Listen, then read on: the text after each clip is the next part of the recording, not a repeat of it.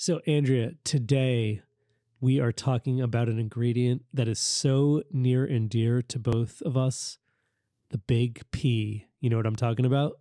Pastrami. Yes. I love pastrami.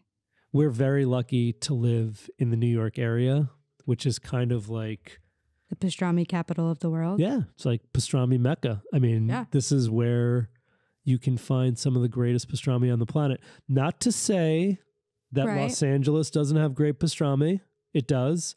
Not to say that Montreal doesn't have something called smoked meat, which is really good, and pastrami, basically. When I think of pastrami, I think of New York City, and I think of these sandwiches that are piled high with this delicious, tender, salty, peppery, amazing meat. There should be a preservation society for Jewish delis because I hate to say it, but it's a dying breed. Yeah. What I think is also so cool, we're talking to Nicky Liberato. You're talking about this like dying breed, and he's trying to rejuvenate, Jewish deli. Absolutely. And Nick has a restaurant outside of Philadelphia now called the Borscht Belt. You walk in there, you feel like you kind of stepped off the subway a little bit. And I was really inspired by the story of the Catskills and this time, this golden age. To your point, he's trying to really bring this great heritage and food culture of the Jewish deli into the 21st century. And we're also going to be speaking with Jeremy Schaller from Schaller Weber. For anybody who lives in New York City, you're probably familiar with their location on the Upper East Side. We've gone through different periods of our pastrami. When my grandfather started,